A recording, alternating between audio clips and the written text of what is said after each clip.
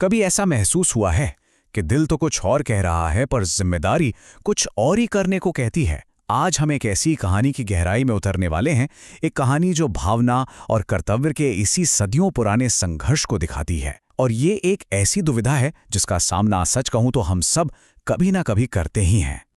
और कहानी की शुरुआत होती है इसी एक सवाल से, मैं उनसे कैसे लड़ सकता हूं जिन्हें मैं प्यार करता हूं। ये सवाल ना सच में इस पूरी कहानी की आत्मा है। ये सिर्फ किसी एक योद्धा की परेशानी नहीं है, नहीं, ये तो हर उस इंसान का सवाल है जिसे कभी अपने ही लोगों के खिलाफ कोई बहुत मुश्किल फैसला लेना पड़ा हो। ये सवाल ना हमें कर्म के असली मतलब पर सोचने पर मजबूर कर ही देता है। तो चलिए चलते हैं सीधे कहानी में। एक योद्धा की पीड़ा, दिल का कुरुक्षेत्र। तो कहानी शुरू होती है कुरुक्षेत्र के उस विशाल युद्ध के मैदान में। सोचिए, दो सेनाएं आमने सामने खड़ी हैं, माहौल में तनाव है। लेकिन जो असली लड़ाई है ना, वो तलवारों और तीरों से नहीं लड़ी जा रही। नहीं, असली लड़ाई तो एक योद्धा के दिल के अंदर चल रही है। और ये कोई छोटी मोटी लड़ाई नहीं थी, क्योंकि यहां दांव पर सिर्फ एक राज्य नहीं, बल्कि धर्म और सारे रिश्ते लगे हुए थे। और वो योद्धा कौन थे?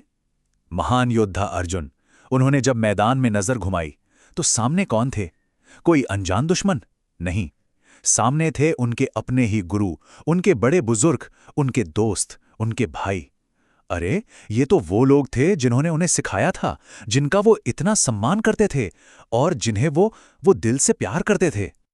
अब जरा उस हालत की कल्पना कीजिए। उनका दिल जैसे टूट सा गया था और हाथों में जो धनुष था वो कांप रहा था। ये जो अंदर का संकट था ना, वो इतना गहरा था कि उसने अर्जुन को बस तोड़कर ही रख दिया। शरीर कांप रहा है, हाथ से धनुष छूट रहा है। लड़ने की हिम्मत तो जैसे खत्म ही हो गई थी। वो पूरी तरह से लाचार महसूस कर रहे थे। चलिए अब देखते हैं कि आगे क्या हुआ। सूर्य और आत्मा, कृष्ण का दिव्य दृष्टिकोण।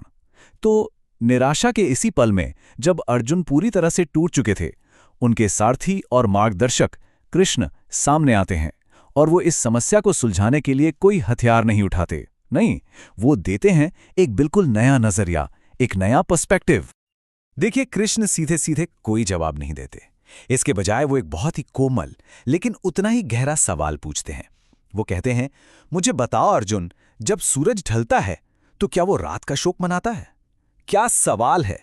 ये बस एक कोशिश थी अर्जुन का ध्यान उनके अपने दर्द से हटाकर प्रकृति के एक बहुत बड़े नियम की ओर ले जाने की। और अर्जुन का जवाब क्या था?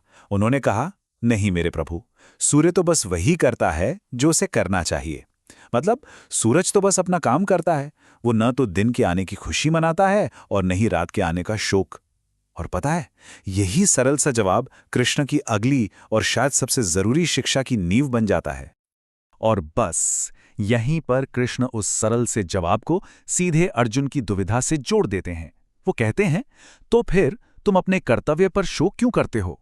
आत्मा शाश्वत है, वह ना तो मारती है और न ही मरती है। मतलब जैसे सूरज बिना किसी शोक के अपना काम करता है, वैसे ही तुम्हारा भी एक कर्तव्य है। और तुम जिसे मारने से डर रहे हो, वो तो बस शरीर है। आत्मा तो शाश्वत है, उसे ना कोई मार सकता है, ना वो कभी मरती।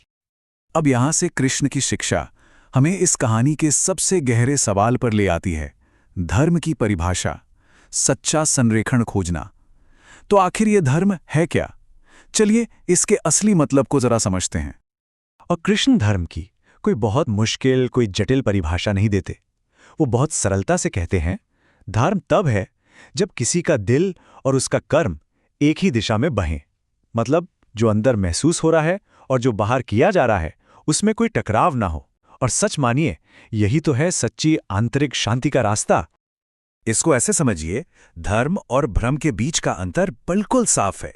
एक तरफ है धर्म, जहां दिल और कर्म एक सीध में है, यहां एक स्पष्टता है, एक दिशा है, जहां सारी ऊर्जा एक लक्ष्य की ओर केंद्रित होती है।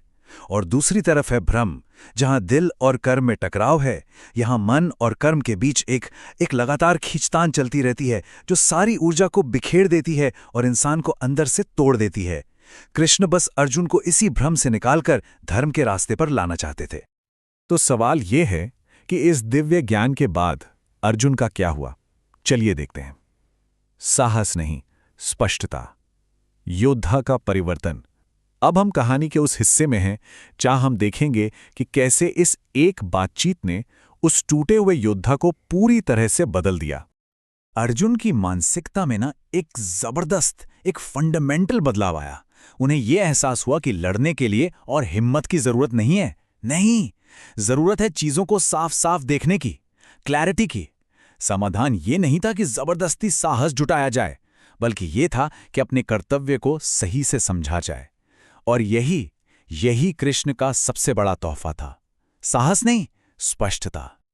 और बस इसी स्पष्टता के साथ अर्जुन ने अपना धनुष फिर से उठाया। लेकिन इस बार उनका लक्ष्य विनाश करना नहीं था, बल्कि संतुलन को, बैलेंस को फिर से स्थापित करना था। अब उनका कर्म सिर्फ हिंसा का कर्म नहीं था, बल्कि वो धर्म की स्थापना का एक जरिया, एक साधन बन चुका था। और सच पूछें तो यही इस पूरी कहानी का सार है, इसका निचोड़ है कि धर्म हमेशा सही या गलत के बारे में नहीं होता। धर्म तो वो करने के बारे में है जो आत्मा को सत्य के साथ जोड़े रखे, भले ही दिल अंदर से कांप क्यों ना रहा हो। ये आसान रास्ता नहीं है, बिल्कुल नहीं। ये तो अपनी भावनाओं से ऊपर उठकर अपने सच्चे कर्तव्य को निभाने की बात है। हजारों साल पुरानी ये कहानी, सोचिए आज भी कितनी सच्ची, कितनी रेलेवेंट है। ये हमें रुक कर खुद से ये पूछने पर मजबूर करती है कि हमारे जीवन में वो कौन सी जगह है जहां हमारा दिल कुछ और चाहता है और हमारे कर्म किसी और ही दिशा में जा रहे हैं। वो कौन सा क्षेत्र है जहां दिल और कर्म एक सीध में नहीं है।